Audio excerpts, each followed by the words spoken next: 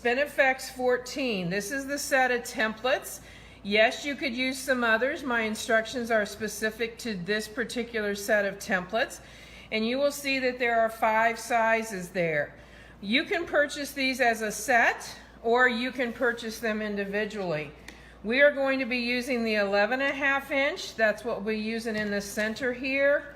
We are going to be using for our border the 9.5 inch. And then for our cornerstones, we're going to use the little one that is 3.5 inches. So those are the 3 sizes that we will be using for today's quilting. This is a different one than what I had because I've already stitched that one up. I'll show it to you here in a little bit because I'm going to use it in stitching also. But I want to go ahead and show you how we mark this center again. So I have an 8.5, or excuse me, an 8 point, but it is a 12.5 inch square up here. It's a crosshair grid. And what I've done is I've measured from corner to find dead center. And so I'm going to put that right there in the center. Now, if you recall, I talked about these new misters. And we have these that you can put your best press or any kind of starch alternative in, and it gives a better mist, a better coverage. And once you spray that on here, when I make marks with my colors here, I have the Frixon markers. I'm going to be using 2 colors. You'll see why. But when I use those, then I can later iron them off because that best press created a barrier between my fabric and my marker. So now that I've got that centered, I'm making sure that it's center from side to side, and I'm just going to put marks out at the outer edge. I don't need them in closer, so there's no need to put them in closer. And those are the ones that I'm going to use first. So blue is going to be first. And then I think you can see here we have some etchings on our crosshair grid. There's some right there. So I'm going to rotate my crosshair grid so that I line up those etchings with my previous markings. And it's very important to get this exactly lined up. So I'm lining up here and here and there and there and dead center. And then I'm going to put some markings in the pink. We will use those the second time around. So I'm just marking those, and you can see I'm just going one time. I'm not rubbing back and forth or anything. I'm just going one time. So now I have 16 markings. Blue are first, pink is second, and I'm going to be able to follow those when I do my center design. Now I have one small corner here left that I'm also going to mark. And the way I'm going to do that is I'm going to use my Westerly template. I don't mean template, it's the ruler that I've been showing you. And I have put this at 4 inches. So I'm going to put that right at the 4 inches, and right there is the 4. So what I'm doing is I'm marking off my 4-inch cornerstone. Now it doesn't matter what color you use here, but you will notice we have extra space around here. But I want to know exactly where that cornerstone is. I also want to mark so that my border, and again I've already done it on a couple of the sides, but I'm going to come up here and I'm going to draw right down this edge. Now I'm using what's called the Ultimate Marking Pencil. It looks more like a crayon, but this is an iron off. And I did that side. I'm going to come over here and I'm going to do this side. So you can see this nice black edge there just rides right up against there, and all I'm doing is marking down this side. And the reason I like this is you can see this is a bit wider than this is right here, but when we're finished with our quilt, we are going to have the perfect 4 inches. So it just really helps us to be able to keep everything nice and straight rather than going off of this bottom edge here that may be a little less here than it is there, but we're going to be measuring right off of that so we can tell that that's an exact 4 inches there.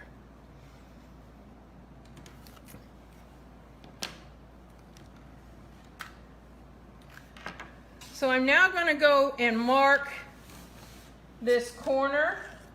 I could get my smaller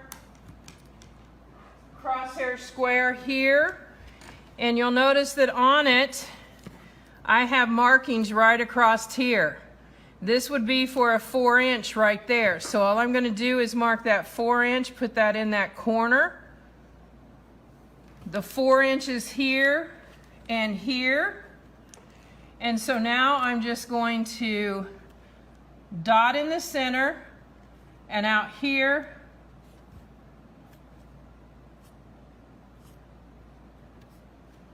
make some lines. And the beauty of this is meaning that I'm not going to have a ton of marks. I don't need to mark this up completely because if I've got my center, I know where to mark up or match up with that outer edge.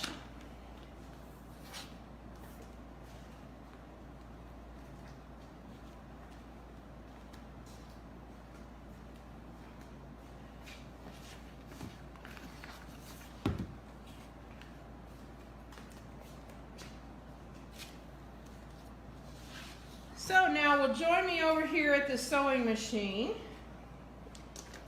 And I've already put on, but I'm going to take it off. This is what I was talking about with the glider. Right here I have all of this, and I can cover all of that up with my glider. This is all smooth because our Sew Steady tables fit right up around our sewing machine. They're all custom cut. If you don't have one yet, I would certainly investigate, check with your local quilt shop and get one ordered because I just love mine, and you'll find that you love yours too. But this is what we call the glider, and I am going to take and put this right underneath there. You notice I'm kind of holding it up so it doesn't cling down, because when it goes to cling down, it really clings. And right down underneath here, I want to center it underneath my foot. After I've got it under there, I'm just going to smooth this out. If it's no longer clinging, it means you've got fibers and probably a little bit of quilt batting and maybe some thread, some fuzz on it, and all you need to do is rinse it in warm water. Do not use any soap or anything, just rinse it in warm water. I did take the time to pull my threads up there from my sewing machine because I don't want them caught underneath my glider. Now, I have just played around with this a little bit and checked it. Notice that I have some fleece underneath here, or I shouldn't say fleece, batting. It's the same as the batting that I've used on my quilt sandwich, and that way I checked out my tension. So I have good tension here because I really can't even tell which is the front and which is the back, and that's what we want to be able to do, is have it so that it's good front and back. Now I've used a size 90 top stitch needle, and so we're pretty much ready to go with our quilt sandwich.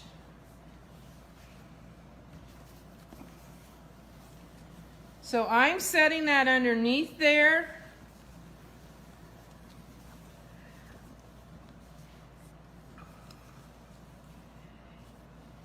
And right there in the crosshairs in the center is where I am going to plant my foot. And I'm going to show you how I secure my thread. So what I will need for that is a curved needle.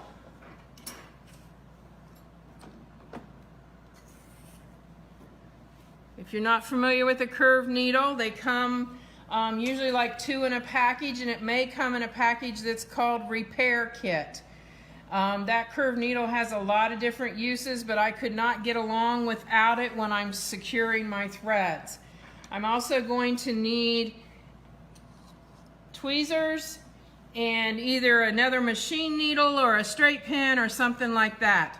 So what I'm going to do is I've put that in, I rotate my hand wheel one time so that my take-up lever comes back to the top, and I lift up my foot. And you can see that I have my bobbin thread there.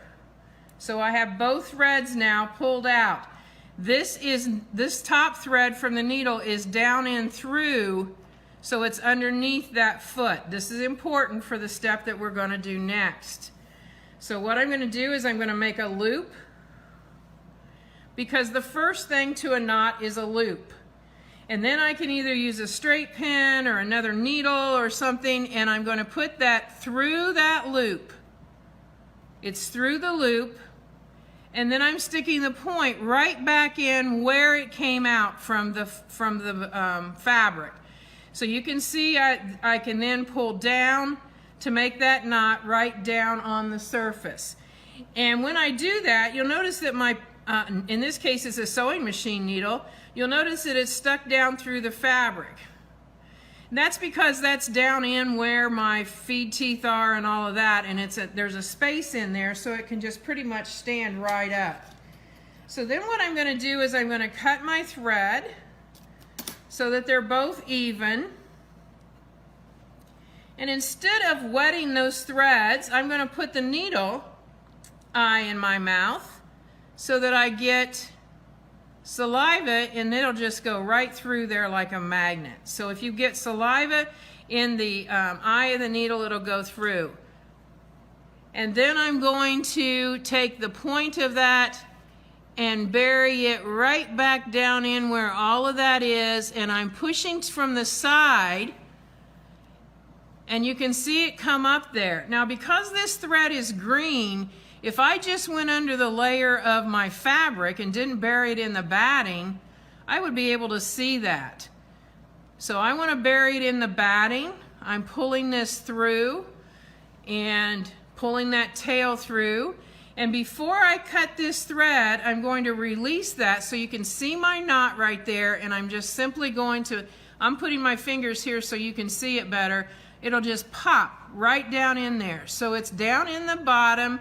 I'm going to lower my foot and replace my needle down there. So now I'm just going to take my sharp snips here and cut that, and that thread is buried in that fabric. So that's how easy it is to get that thread in control before we actually begin our design. Now you notice I don't have a template yet. So what I need to do is take the gate, which looks like a puzzle piece, open up that gate, and now I can simply slip this around and push the gate back together. Now on low shank templates, you can usually just flip them back. High shank, you usually have to take it completely out. I was lucky on this one, I was able to flip it back, but this is what I mean by take it completely out. You would take that out, put it in, and then replace your gate. This is one reason that that gate is in there, is so that you can do that. Now you'll notice that this template is similar from top to bottom. You can use it both ways, but the way we're using it today is so that this part right here is nearest to the needle. So the point will be out, this will be nearest to the needle. You'll notice that there is a little hole in it, so you can use this as a type of spinning wheels template. In other words, you would put the thumbtack in there and rotate around that. We're not doing that today. We're going to put this right up against our foot. And so this line here, even though I don't have long lines out here, sometimes I just take a second to see by using another template, do I have it lined up with my needle? And then out here at the outer edge, I'm going to do the same thing so that I can see if that is lined up. Now if you wanted to extend your lines, there's no reason that you couldn't do that. So I'm going to extend a couple of these just to get started so that you'll be able to see what I'm talking about. So I can extend this line out this way, And this first one, I'm actually going to turn this around so that you can see me stitch this. And I've already secured, as you saw me do there, so I am going to tell you another little hint here, and that is that I set my machine to a medium speed. I turn my foot pedal around to the back, and then I simply floor it. So I have the same speed beginning to end. So we're ready to begin.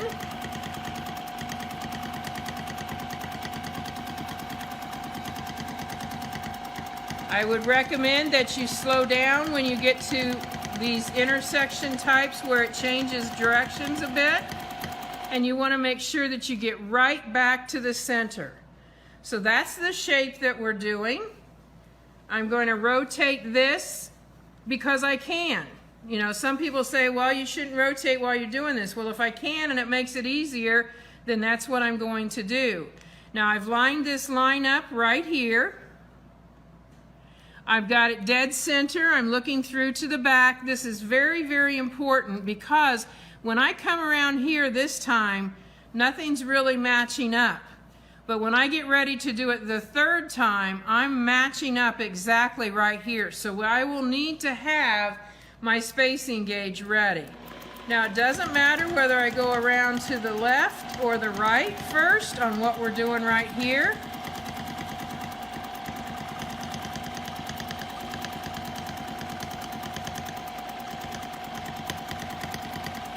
I do want to get right back to that center. Now you'll notice that I kind of hesitated right there, and some of you guys probably think that I'm going to end up with a knot in that position.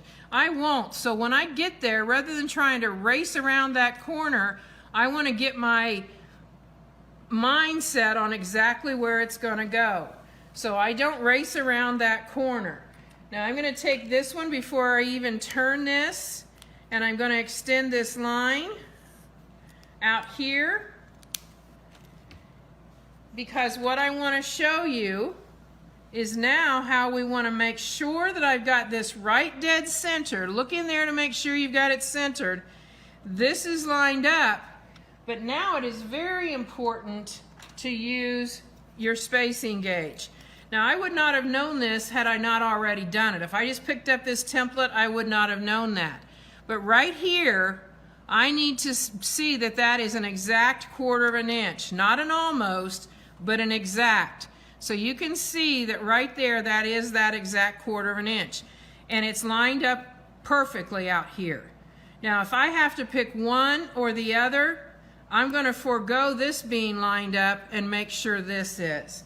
And this is why it's so important to have enough stable tape. You'll notice that on this piece, I have 8 pieces of stable tape, because I want everything remaining nice and flat.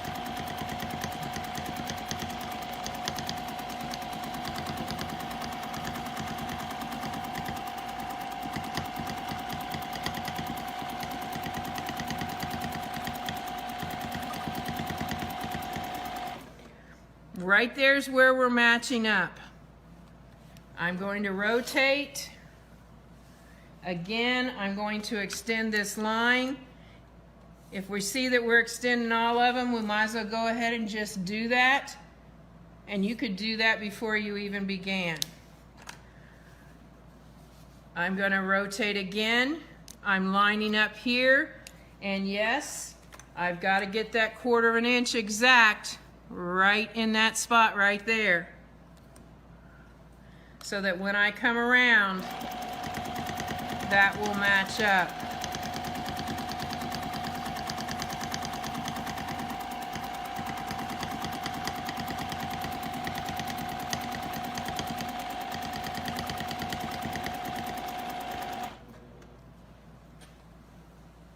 Again, checking to see that I got right back to center, lining up out here nearest me, measuring.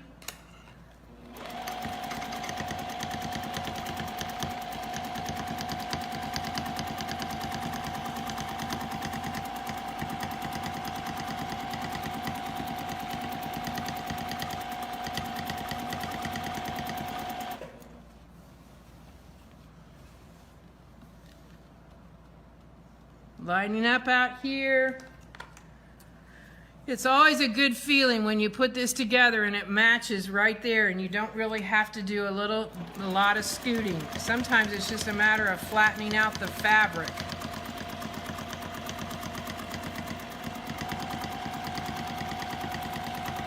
Notice how that speed's staying the same. It's not fast, but it's consistent. This one I will need to draw that line again. Now some of you are wondering again what pen, because about now you're thinking, did she say what that was? This is the Frixon color markers. It's not a stick, it's not the pens, they're the markers. And again, check with your local quilt store. You may be giving them some information that they're not aware of, but I'm sure they would love to know how to use those correctly so that they come right off of their fabric. Now while I was talking, I measured that.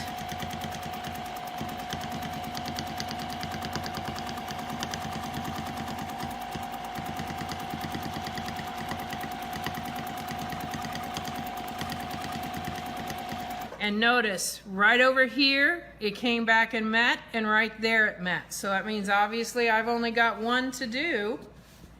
And I'm going to turn this, and this time I'm going to check this one first because this is the direction that I'm going to go.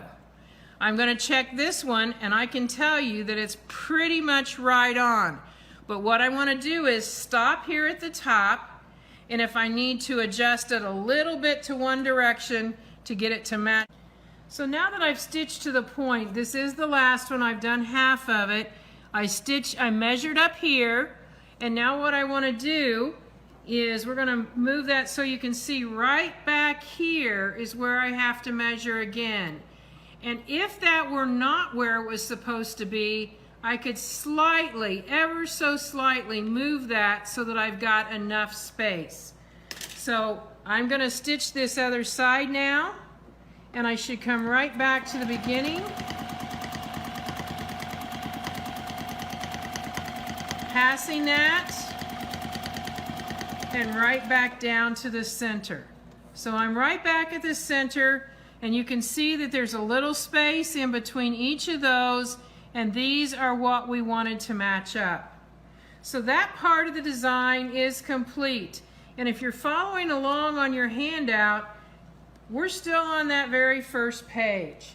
You notice when I pulled that out, I knew what was going to happen. I was going to be pulling out that thread, and I'm going to then pull this out from this direction and cut the bottom thread. Now I'm just going to take this back in. This thread is not going to be a problem to me. And I'm going to show you how I do this next step on this particular piece, but then I'm going to show you on another piece so that you could see if you wanted to do this in two colors. So now on the instruction sheet, we are actually starting on 2, 3, and 4. Now it says to make the lines. I've already done those lines. I did that in the first step. And then it says place the pinhole of the template. Well, if you remember, I pointed out that we have a hole here that could be used for your thumbtack. And in the way we're going to measure this up, we are going to be taking that and putting it right dead center. So even though we're not putting a tack over that, I'm putting that right in the center. Now I'm using this time around my pink lines, so I'm going to rotate that a bit so you can see it. I'll pull it out here, so right there I've got that lined up, and I'm lining up this pink line. So this is lined up right here. So for those of you that actually want to see that, I guess I've got my orange marker. It'll become pink and orange. So I'm going to just line that up right there. And then I'm going to take, because of the way I've got this lined up, right where this is, I'm going to put a mark. And that's what on your handout, there's a red line. So this is approximately, you need to remember that, approximately where I am going to be lining this up each time. That would be if we live in a perfect world. Sometimes we do, most of the time we have to adjust a bit. So I'm going to come right to that spot where this intersects, and I think you can see right down in there, that needle's going right down in our previous line of stitching. And yes, this is a little bit cumbersome, but the little bit of effort is worth the work. So I'm going to be pulling this stitch up so that I've got control of it. Could I take the time to tie it? I absolutely could, but I'm not going to. I set that back down, and I'm going to be stitching from here to there and stopping. So if you are on your instructions, you are now down to number 6. So I'm coming across and right back to that line. So at that point, I'm going to lift this up. I'm pulling this back, getting my stitching. I could even pull this thread up if I wanted to at this point. I'm just going to cut it on the back.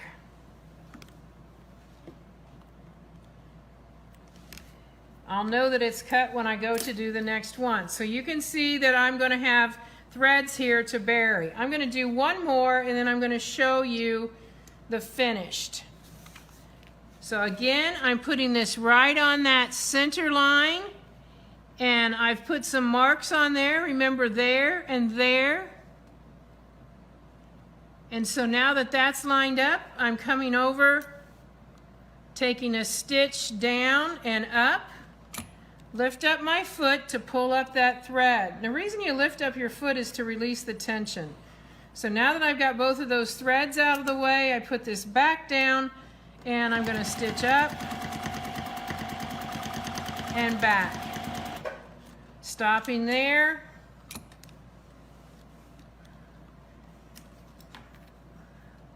Cutting that thread, leaving it long enough on the back.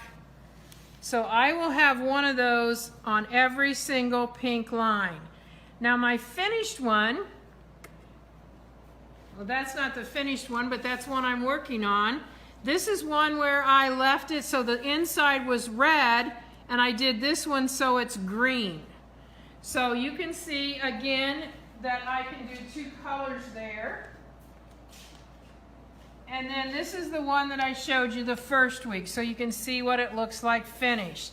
So at each of these points, I'm pulling my thread to the back, tying it, and burying it with that curved needle.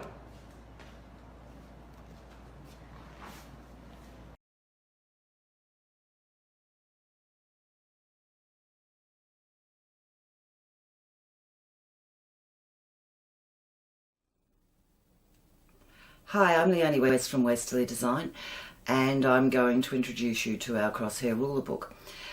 We use a crosshair ruler to mark reference lines when we're working in 8, 16, 32 rotations or 6, 12, 24 rotations. It makes it possible to create patterns that are spaced evenly, and when completed being sewn, each portion is the correct size.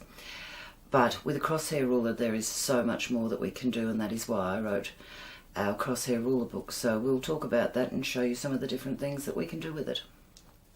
I wrote our crosshair ruler book to explain and help you learn more about design, how to design a quilting pattern. One of the things we found when we began making rulers for long arm quilters was that not all blocks are created equally. Some people would create an 8-inch block that does measure 8 inches, but if it measures 7 3/4 by 7.5 or 7 3/4 by 8 inches, when you run a diagonal line through the centre of it, you're going to lose the centering position. And the crosshair ruler has reference lines on it, which makes it possible to make allowances for that, but still be able to create designs which have the same equal portion of rotation to them. So the crosshair ruler gives you that as a starting point to give you a correct rotation measurement, but you can do so much more. Our crosshair rulers are 6.5 point and 8 point, and then they will also give you other rotations. We also have a spiral crosshair ruler with 8 points and 6 points. In this book I explain that I number my rotation points. On this picture you can see that I'm not working on a centre line. I'm working off that line, but I still have 8 rotations. When I stitch my design, I'm using all those 8 rotation points, and it gives me an 8-point design. We can then take that further and use a crosshair ruler to create blocks which are made up of more than one pattern. So here I would have my basis of my starting point to give me a rotating design, and then I can build rotating designs coming from there. So this would be our baseline with our crosshairs drawn in, and this would be our finished design. And we can make that to different sizes because our tools often come in multiple sizes or have other sizes available. In this book I only use a small number of tools to show you what you can do. We can have 6 points, 12 points. We can go here and we've only used 4 points. Here we've used 12. This one's got 32 points, which gives us a much more complex design. I couldn't do this design without using a crosshair ruler to give me those reference lines.